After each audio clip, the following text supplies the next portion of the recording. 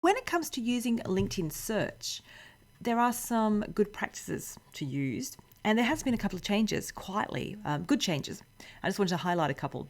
So to get into search, let me just go back out of here and I'll show you how I got these results. Let me just go back. So we're on the LinkedIn homepage, and actually we're not.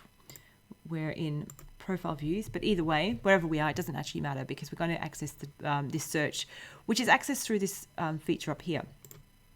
So simply, you click inside the box. So either you're going to see the magnifying glass here, or it's off to the right, depending on where LinkedIn are at the moment, because sometimes they change things.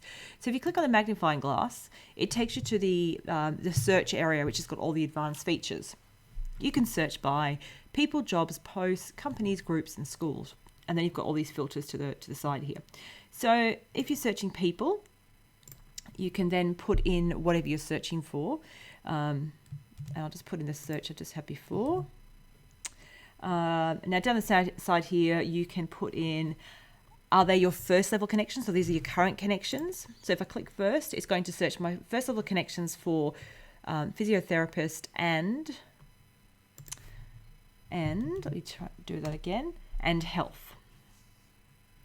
And it's going to bring back 8 people within my network that have those 2 words in their profile. I could expand it out to second.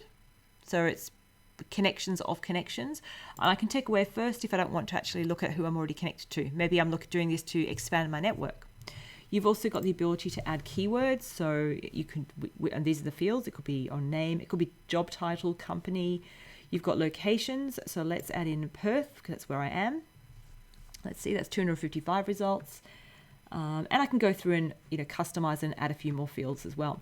But the thing I wanted to show was how to connect with people. Now, I've always said when you connect, don't click on these sort of buttons here, because sometimes they go straight to the, they just connect without any opportunity to add a personal message. But you can now do that.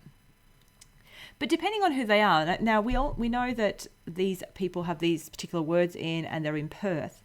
But generally, I like to look at their profile first because it actually leaves a footprint behind. So if I've got my settings turned on, they know I'm looking at their profile. They'll get a notification at some point.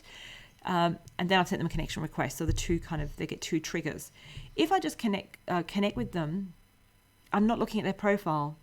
So they won't. If they're sort of checking those things, they may know that I've not looked at them. I mean, whether that's important or not, it's here or there. But by looking at your profile, you can then look for context. So like for example, this lady Jo, I'm going to open up her profile in a separate tab. And if I look at her profile, I can now get some intelligence together, some insights about her. I can then reference it as to why I'd like to connect to her. So she's also in Perth, and I can see what she does. I might look down and look at her activity. I can see she's not publishing any articles, but I can see what she engages with. I can click see all activity and sort of get an idea as to what's of interest to her, what sort of comments does she share. So all activity is things that she likes and engages with. Posts are things that she has actually posted. So this is more about what's important to her, which includes shares. So I can see what she's sharing here.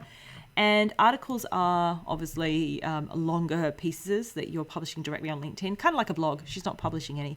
But if she had, I could have read an article and referenced that and said, I really enjoyed your article about X, Y, Z. So when it comes to connecting then, I could do it on the profile or I can do it here. Now, if I'm doing it on the profile, if I just go back to her profile again, I would do it here and click connect and add a note.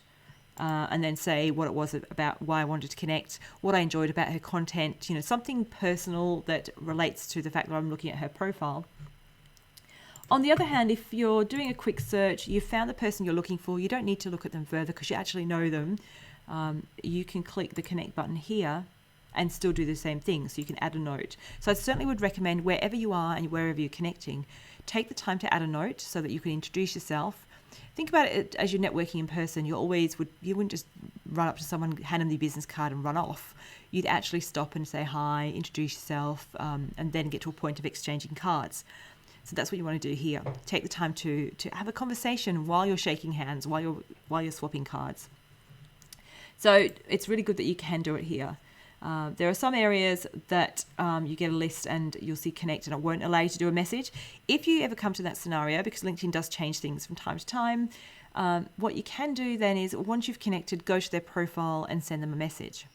Just, so you've got that introduction part taken care of, because if you don't know them well and they're not expecting a connection from you, they may be wondering who you are and why you're connecting. So it's good to just make that part of your habits. So that's LinkedIn search in a very brief nutshell, and connection strategy using messages. So do take the time to do that. If you'd like to learn more about how to use LinkedIn effectively, you can come along to one of my workshops. You can book a session with me. You can even get your profile reviewed via me, either live via a Skype type situation, or I do a video recording for you. So if you look at my website, all those options are available. But I'm always happy to help. And I also do speaking within organisations as well. So if you need some help, feel free to get in touch. Thanks for listening.